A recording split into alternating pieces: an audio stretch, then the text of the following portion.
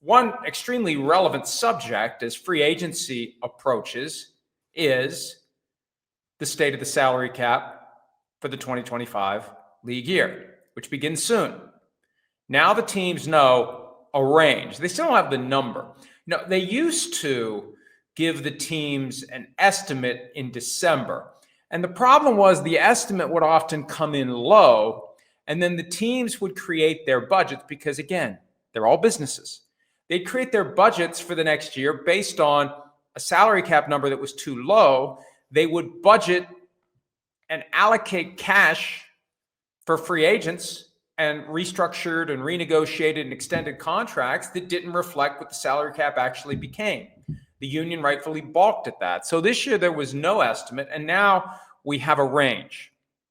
From 255 in 2024, that's 255 million per team in cap space, to 277.5 or 281.5 or something in between. So it's a range of about 4 million. It's at least a 22.5 million per team bump. That sounds like a lot. It's not even 10% of last year's cap. So as it gets higher and higher, it's harder and harder to get a big percentage. If you're at 255.5, just 255, I'm sorry, the 0.5 is now. If you're at 255, you need 25.5 to get to 10%. 22.5 is not 10%. I can't tell you what percent it is without the help of my magic little device that does all sorts of things and has rendered multiple industries obsolete, but it's not 10%. It's still a lot.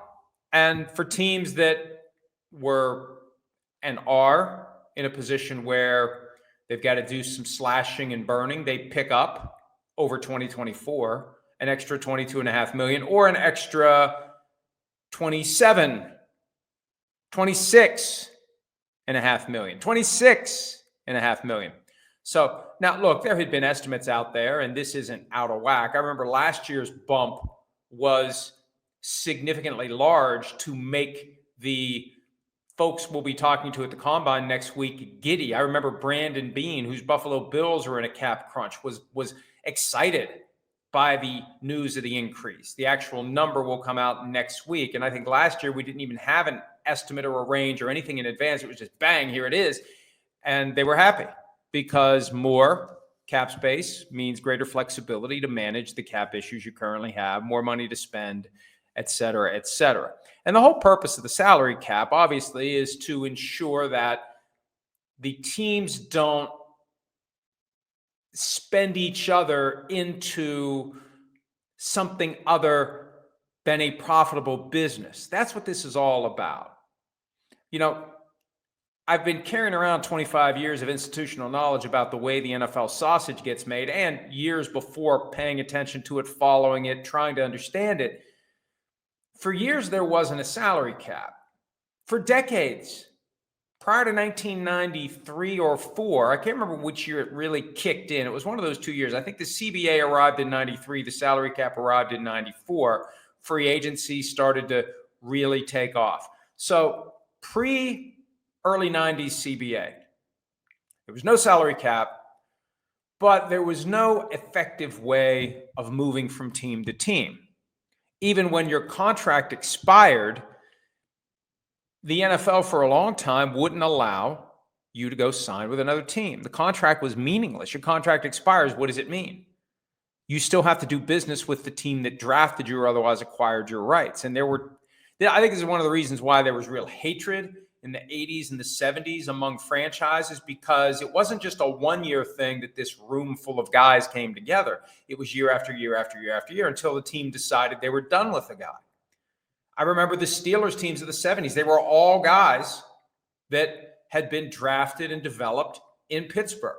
The Cowboys, the same way. There was one player, Preston Pearson, who was a running back at the Steelers, who got traded to the Cowboys. And when they would meet in the 70s, that was always a storyline.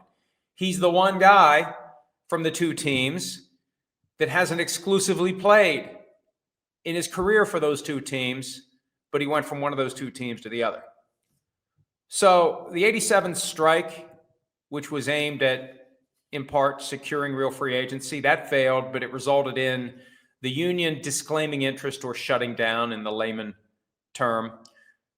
an antitrust lawsuit against the league, because when you take away the union, everything the league does on a league-wide basis, the draft, minimum salaries, maximum salaries, any rules you would try to put across now 32 different businesses, there were fewer at the time, but any rules that would go across the various franchises are antitrust violations. Having what they call a multi-employer bargaining unit allows you to have what otherwise would be antitrust violations. That's how it all works. So the NFL needs the union.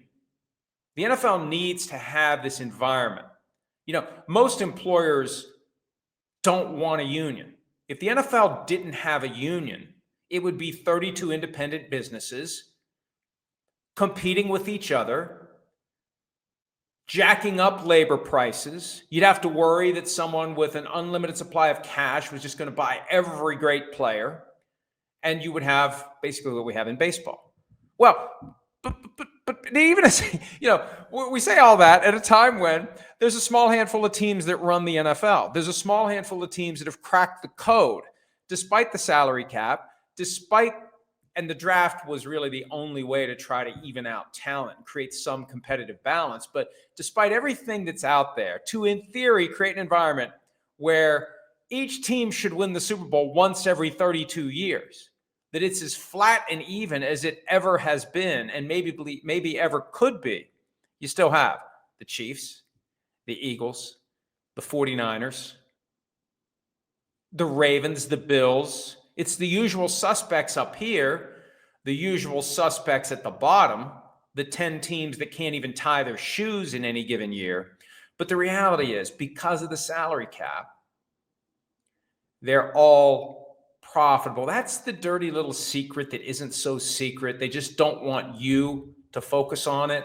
Oh, we want to win the Super Bowl every single year. Oh, I'm devastated by the fact that we haven't won the Super Bowl. Oh, Super Bowl, Super Bowl, Super Bowl. Bull crap. Money, money, money. They're all winning the Super Bowl. They all are winning a figurative Lombardi trophy every year because the money is immense, as reflected by the fact that the salary cap has gone up from $255 million to at least $277.5, as high as $281.5. That is a reflection of the money coming in. Let's not resent the players, folks. We're going to hear what they make. There's limited transparency when it comes to what people in the NFL make. We know what the players make. The contracts get filed with the league. They get filed with the union. They get analyzed by agencies. The numbers are all out there. But for every dollar, or as the case may be, at least $275.5 million per team that go to players via the cap, roughly that same amount goes to the owners. Oh, and I know that there are the folks out there who root for the oligarchs who are saying, oh, but they have a business to run. Yeah, they have a business to run, but when your player payroll is covered by half of the revenue, you get $277.5 million or $281.5 million. You can pay your other bills. As Eddie Murphy once said, the ends are meeting like a mother effer. Trying not to curse. Don't want to put Kristen in a position where she's got to bleep a lot of this. So anyway, don't cry for the owners. And don't get mad at the players. They're the ones that we tune in to watch. The owners own the laundry. The players possess the talent. And too many people lose sight of that. And maybe it's because the owners are almost like from another planet. Like they're so detached from reality that we can't even begin to comprehend the kind of money they have and the power they yield or wield. Either way. But with players, they're like us. You're the guy that got lucky. You're the guy that won the God-given skills lottery ticket, as if it's that easy. Just because you can run fast and you're strong and you can jump and you've got great hand-eye coordination, you still have to work your ass off to develop those skills, and you're taking physical risks every time you walk onto a field. We forget about that. We just get mad because somebody's making $5 million a year. We don't blink at the fact that you've got multi-billionaires who own these teams, and they keep making more and more money every year. Hi, it's Mike Florio. Thanks for watching PFT on YouTube. Hit subscribe for the latest news and analysis from Pro Football Talk.